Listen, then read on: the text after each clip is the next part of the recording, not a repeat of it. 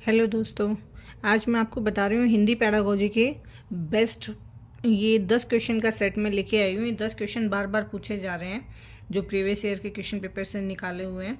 ये क्वेश्चन पूरा डीपली करवाऊंगी, मैं आपको डीपली बताऊंगी कैसे एक एक क्वेश्चन को ब्रीफ में समझा के। फर्स्ट है अर्थ की गहनता क्या होती है। अर्थ की गहनता, अर्थ को समझना, पूरे तरीके से अर्थ को समझना रहता है अर्थ की गहनता। इसको समझने के लिए पठन के 4 प्रकार होते हैं: सस्वर पठन, मौन पठन, द्रुत पठन और धीमा पठन।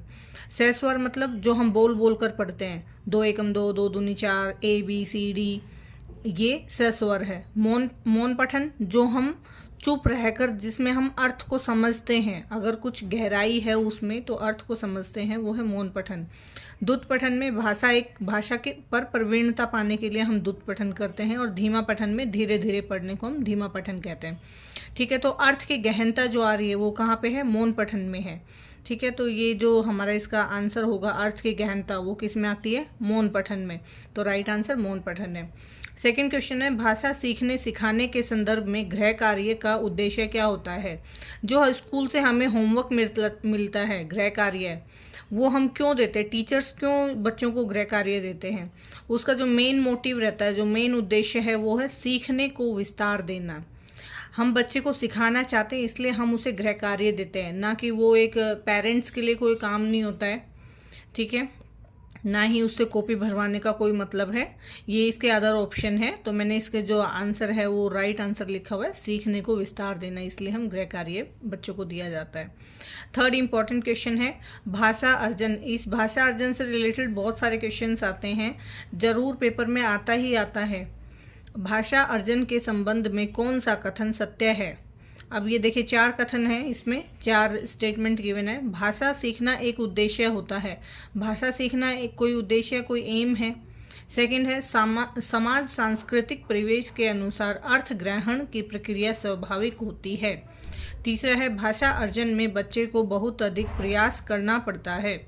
देखिए भाषा अर्जन करने के लिए प्रयास करना, ये शब्द गलत सा महसूस हो रहे हैं यहाँ पे। ऐसे ही भाषा अर्जन में किसी अन्य भाषा का व्याघात होता है। भाषा अर्जन में कोई अन्य भाषा नहीं होती, जो भाषा अर्जन किया जाता है। ये देखिए भाषा 2 प्रकार की होती हैं जो हम सीखते हैं, भाषा अर्जन और भाषा अधिगम होती है। जो भाषा अर्जन होती है वो 6 साल तक जो घर में सीखी जाती है, और भाषा अधिगम जो स्कूल में सीखी जाने वाली भाषा होती है, 6 साल के बाद जो हम सीखते हैं स्कूल के बाहर, वो होती है अधिगम। अर्जन जो होती है वो हमारी मातृभाषा होती है, और अधिगम जो होती है वो हमारी मानक भाषा होती है। ठीक है, तो इसमें जो हमारा समाज सांस्कृतिक परिवेश के अनुसार अर्थ ग्रहण करने की प्रक्रिया स्वाभाविक होती है। देखिए जो भाषा अर्जन है वो हमारे आसपास के समाज से, और सांस्कृतिक जो हमारा कल्चर है, समाज है, हम उसी से सीखते हैं। भाषा जो अर्जन होते हैं 6 साल से पहले स्कूल जाने से पहले हमारे आसपास का इन्वायरमेंट से हम जो भाषा सीखते हैं वो हमारी होती है भाषा अर्जन। तो राइट आंसर ये होगा, समाज सांस्कृतिक परिवेश के अनुसार अर्थ ग्रहण की प्रक्रिया स्वाभाविक होती है, ये होती है भाषा अर्जन। राइट आंसर ये होगा। नेक्स्ट क्वेश्चन है प्राथमिक स्तर पर भाषा सिखाने की सर्वश्रेष्ठ विधि क्या है। जो प्राथमिक लेवल है, प्राइमरी लेवल पे जो भाषा सिखाते हैं उसकी विधि क्या है? बच्चों के साथ कविता गाना। कविता गाना तो एक राइमिंग हो गया, ये बच्चों को कहानी सुनाना।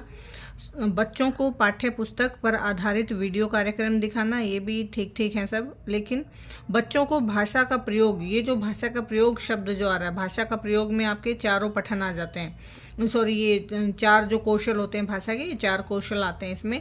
4 कौशल कौन कौन से होते हैं? लिखना, पढ़ना, सुनना, बोलना। ली प सु बो, तो ये लिखना, पढ़ना, सुनना और बोलना, ये चारों कौशल भाषा का प्रयोग। हम कैसे प्रयोग कर रहे हैं, कैसे हम बोल रहे हैं, कैसे लिख रहे हैं, पढ़ रहे हैं, ये सब चीज़ें भाषा के प्रयोग में जो सबसे वाइड जो चीज़ है, जो इन सब को अपने अंदर समेट रहा है, वो ये है भाषा का प्रयोग करने के विविध अवसर देना। ठीक है, तो राइट आंसर ये है। 5th क्वेश्चन है प्राथमिक स्तर पर शिक्षा का माध्यम क्या होना चाहिए। जो प्राइमरी लेवल है, देखिए जो हम प्राइमरी लेवल है उस पर हम जो शिक्षा का माध्यम होता है वो या तो मातृभाषा होनी चाहिए, या ऐसी भाषा जो कि बच्चे को समझ में आए वो होना चाहिए।